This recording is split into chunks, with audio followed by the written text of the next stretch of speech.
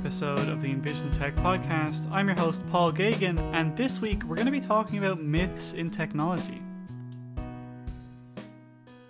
Before we actually get into the episode, I just want to say that I think it's incredible that we're already on episode 20 of the podcast. When I started the podcast, I think 3 or 4 months ago now, it was hard to believe that I was going to make it to episode 5, forget episode 20. So, to anybody who has been listening to the podcast since the start, or even if this is your very first episode, just want to say that I really appreciate your support and thank you so much for listening. Technology myths are a bit complicated because they start in movies or online or sometimes with actual products. So, you'll see a lot of time in movies, there'll be flying cars in futuristic movies, which supposedly we were supposed to have by now, and we don't. So I suppose that could be a tech myth, technically.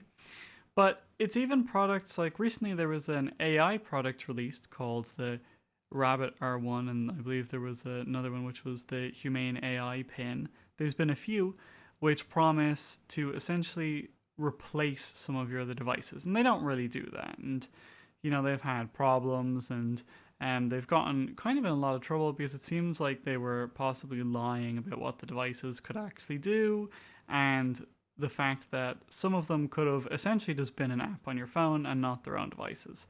So there's a lot of places that you can encounter these kinds of myths. But in this episode, I'm going to talk about a few of the more prevalent ones that aren't so much based on stuff you might see in movies, but things you might hear family members say, or things you might see people post about online. The first myth here, and I feel like, you know, even me calling this a myth might make some people unsure about the whole episode.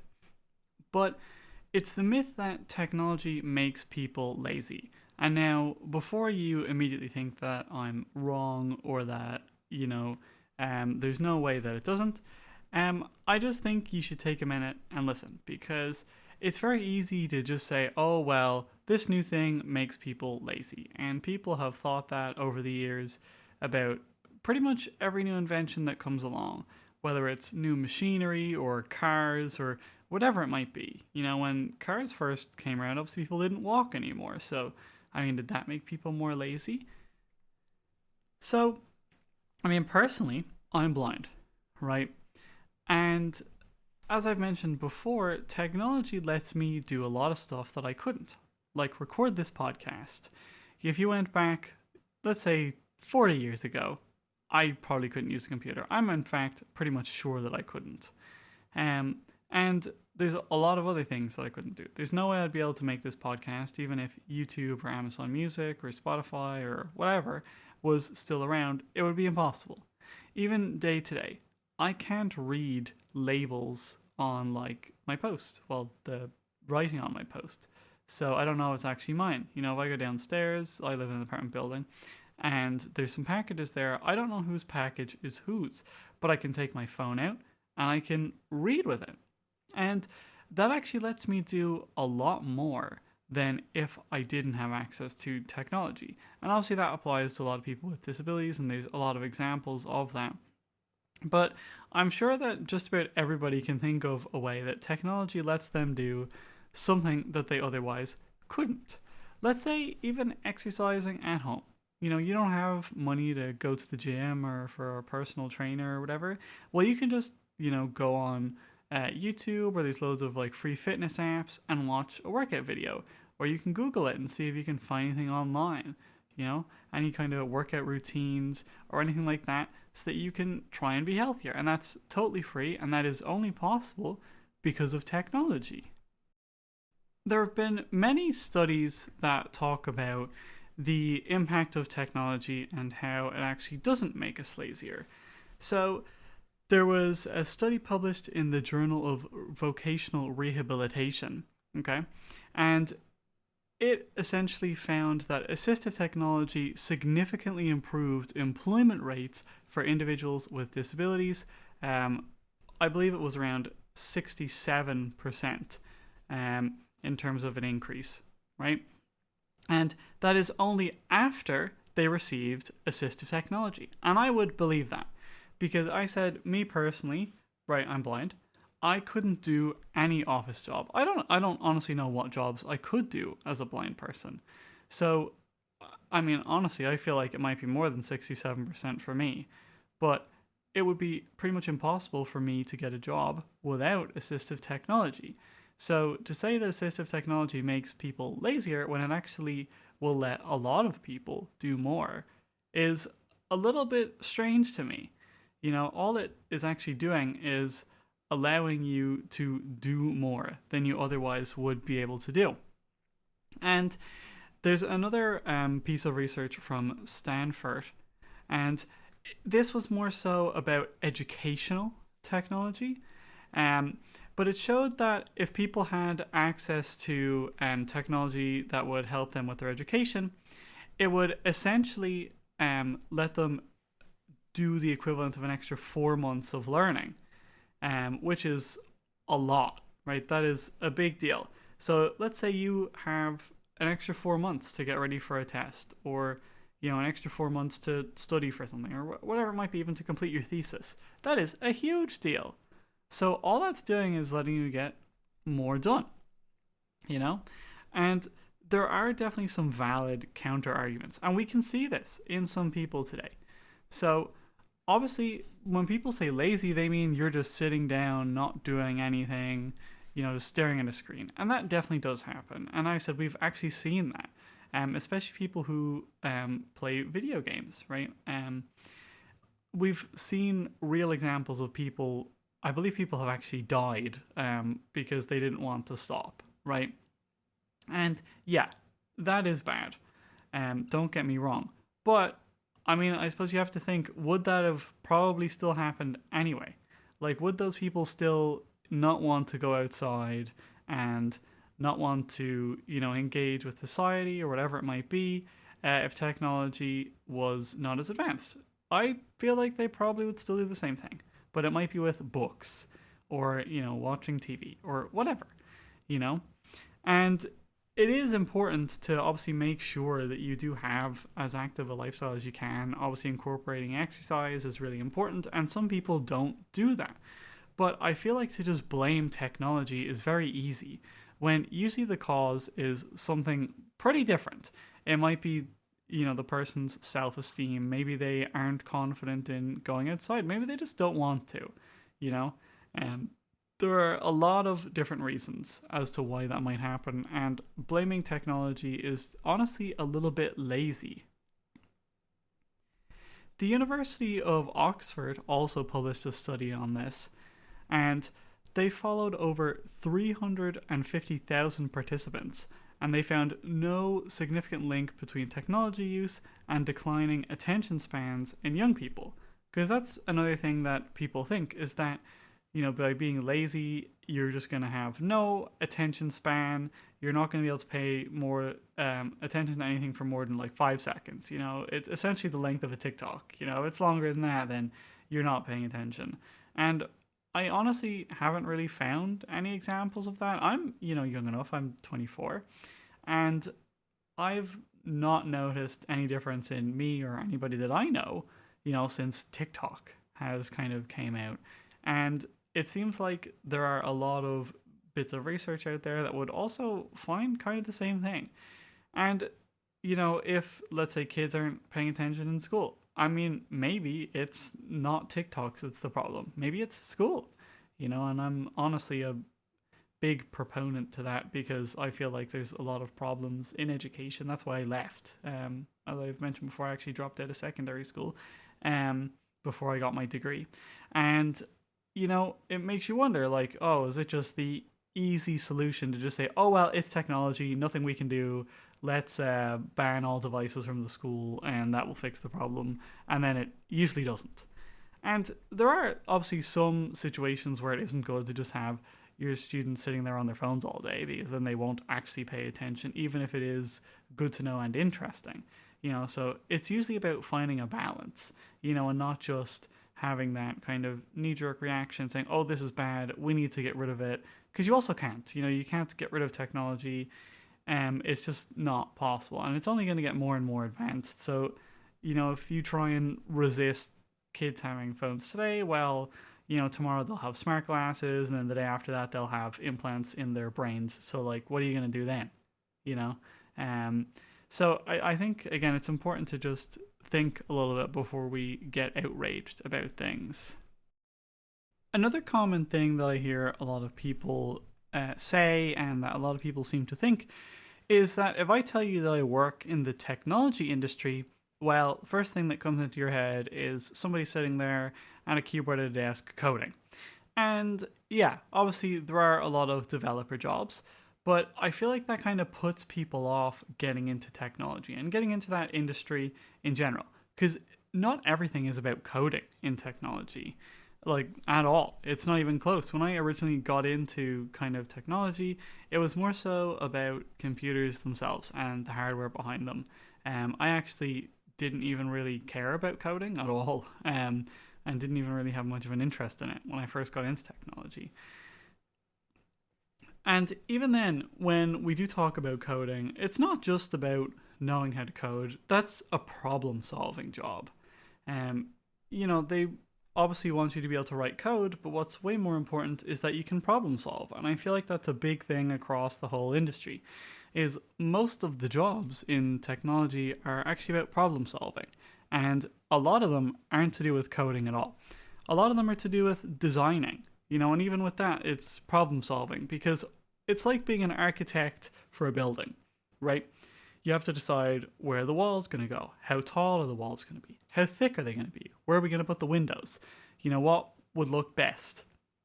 And that's essentially what you do if you're designing a website or an app or something like that. You're architecting it, if you will. And again, a lot of problem solving goes on. It's like, okay, well, we want to have the buttons this big, but we have 3 buttons, so then it looks a bit weird. So how can we make that not look so strange on like certain screen sizes? Because that's another thing you have to consider. It's, somebody might be on a phone that's however many inches wide, and then somebody will on a bigger one, somebody will on a smaller one, and then somebody will be looking at it on their TV. So there is a lot of problem solving involved in that. And it's not even just about software, because there's data analysis, obviously there's sales, marketing, project management. There's a lot of like more physical jobs where you deal with networking, as it's called, and that's to do with kind of servers and internet, essentially, if you're not familiar with it. So, and databases, which is where everything is stored, essentially. There's a lot more to tech than just somebody sitting there in a dark room, coding. It's not like that at all. And even if that's what it is, it's more than that. It's about problem solving. So the thing is this isn't just me kind of having this thought either. Even in the US, the Bureau of Labor Statistics has shown that the projected growth for non-tech coding jobs, like information technology analysts, is going to grow by 35%, and 10% growth for marketing specialists, operations research, 23%, etc. That's from 2021 to 2030. So it's not as if, there's a few of these jobs out there or they're declining. They're actually growing. So the kind of, I don't want to say stigma, but the instant kind of thought that people have when you mention technology and it's just somebody coding is actually very wrong now. Even a lot of banks, you might hear the word fintech thrown around, and that just means like financial technology. Because a lot of like newer banks or newer kind of companies who are looking to get into the finance industry will be technology companies now. And obviously they employ way more than just people who code. And it's just because obviously technology is getting more and more integrated into everything. So that's why we now distinguish between a fintech company and just a finance company, because they're quite different actually.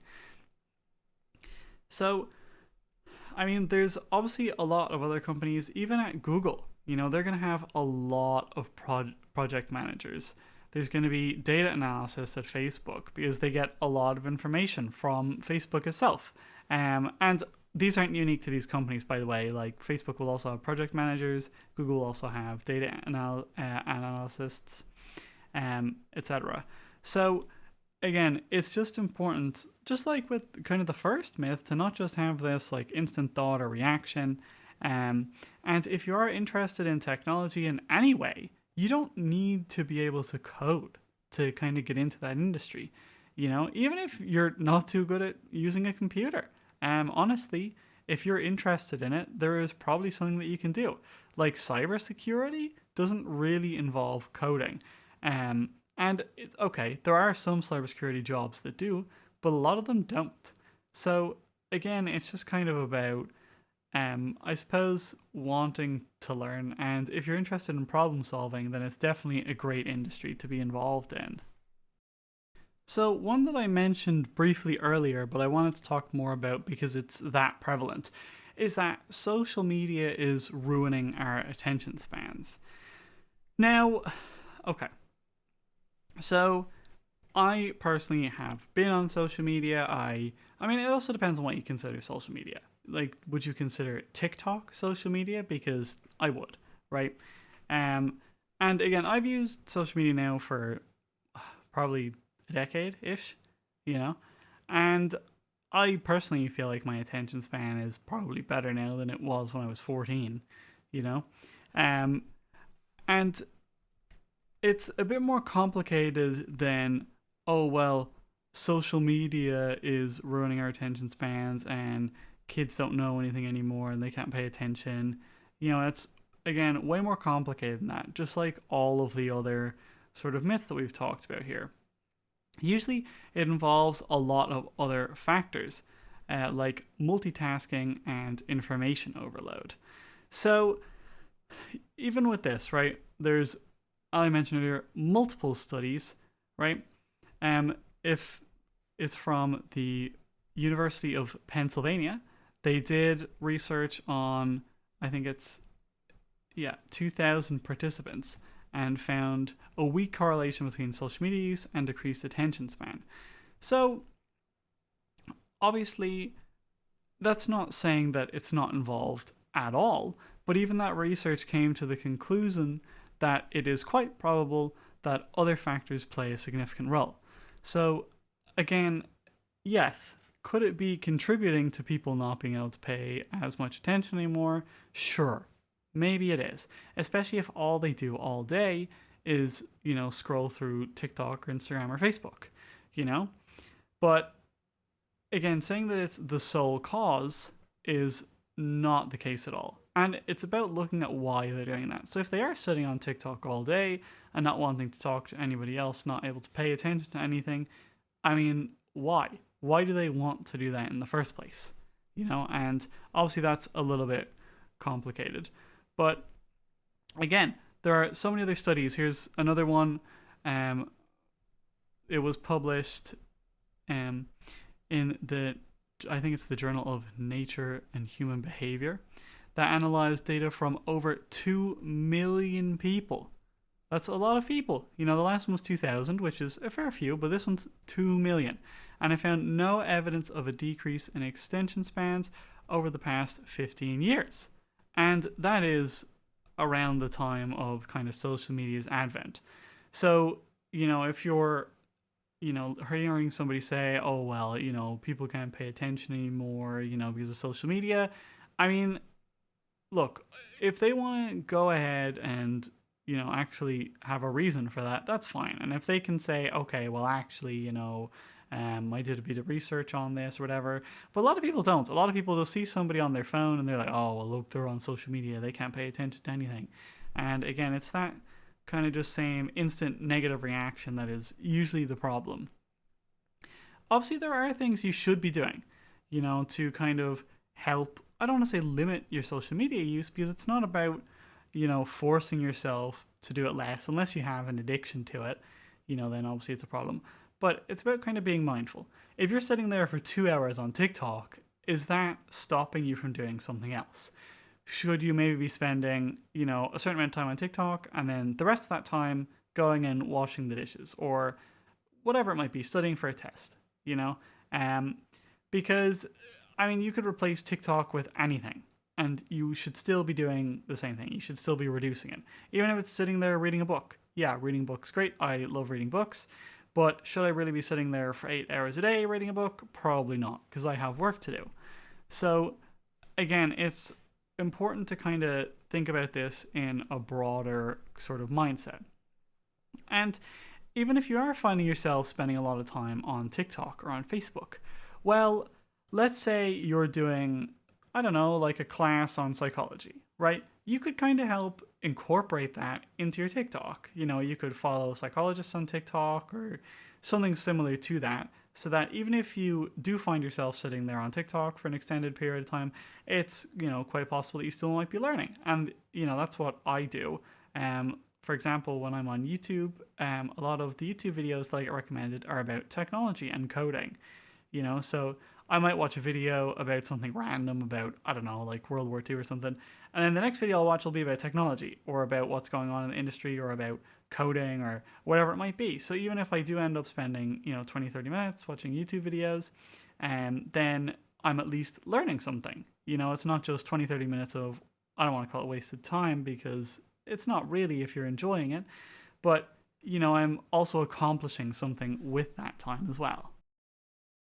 Now, myth number 4 is that, well, it's a really important one. I just want to say that at the very start here. But it's that privacy is dead in the digital age. And this is something that I used to think personally, to be honest with you. And it is kind of true. So it is not necessarily a myth, but it is because of how people think about it. Because people think that there is no way to have any kind of privacy in today's world.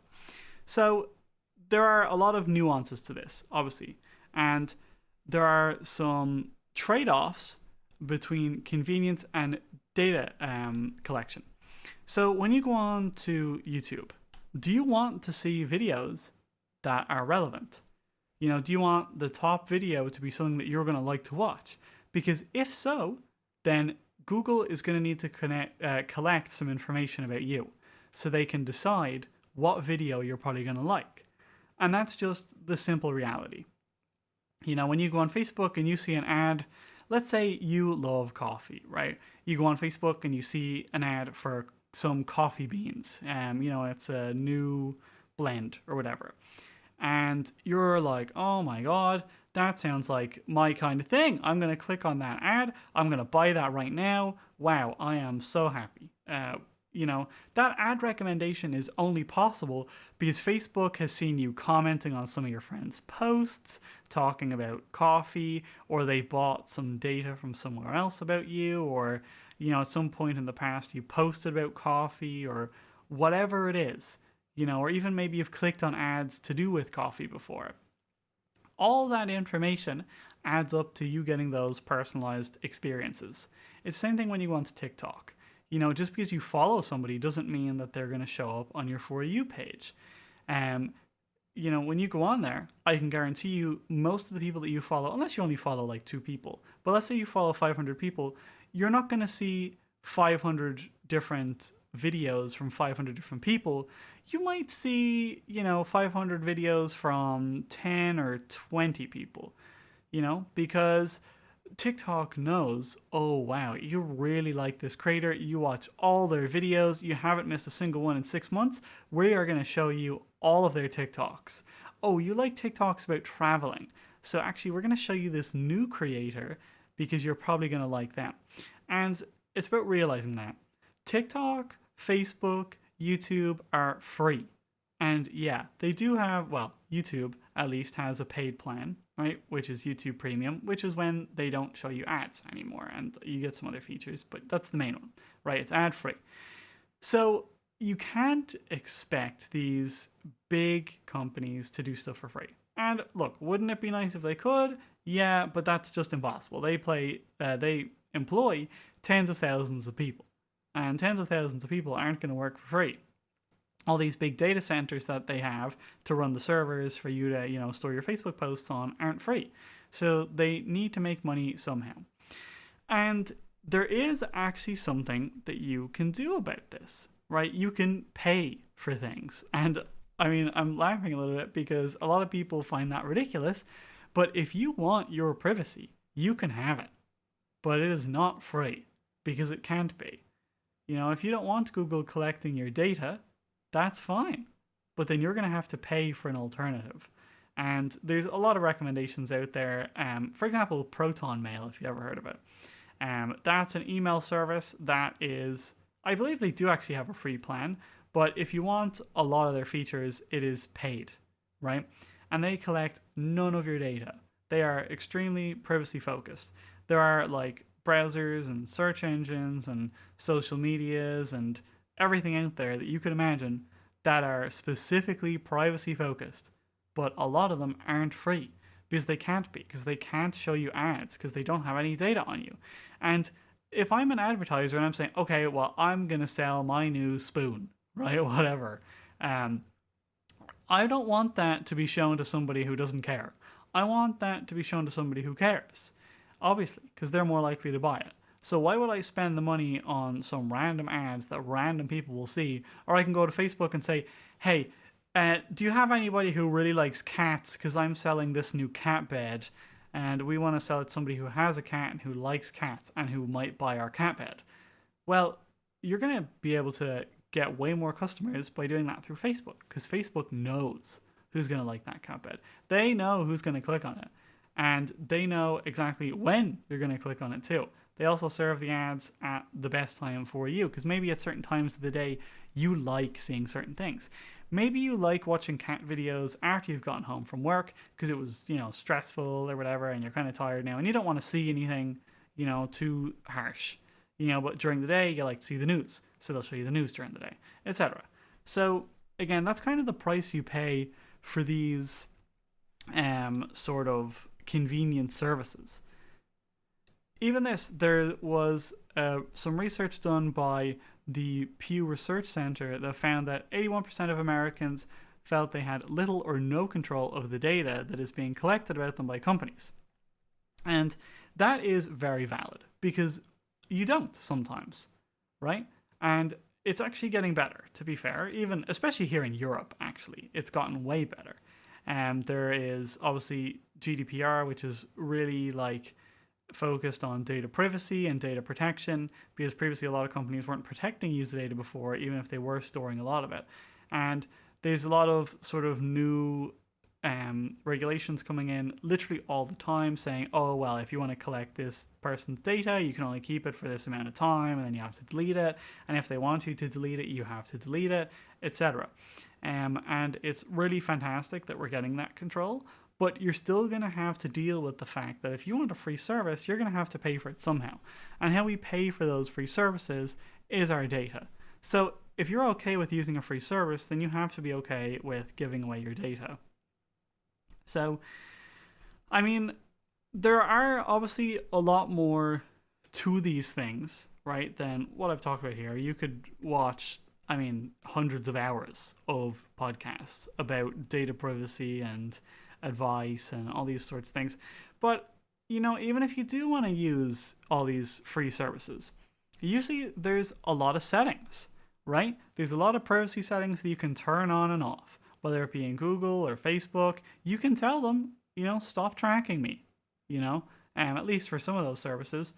And a lot of the time, if you're worried about your privacy, well then, how about you don't post on Facebook every day about every action that you take? You also need to think about it. If you're going to give everybody all your information on this public platform, on this free service, what do you expect to happen to it? So it's about being aware and, again, kind of thinking about it a little bit. I'm not saying that because I'm like, oh, well, you must not be thinking about what you're doing. But, when you sit down and think, okay, well, this service is free and I don't pay for it at all. It's completely public. Anybody can see it. Somebody's probably using it for something somewhere, And there are a lot of privacy tools. Even, I said Facebook and YouTube and Google have a lot of them built in as it is. So it's not even a big deal to go and look at these sorts of things now. And some companies make it more difficult than others. But again, it's not actually that hard to find them. So if you are concerned, don't just, sort of sit there and complain about it. I mean, just go change your settings. Pay €5 a month or $5 a month or maybe more, depending on what it is, for a service that won't use your data. And then you can have your privacy back. I mean, what does all this mean for the future of technology and specifically responsible technology?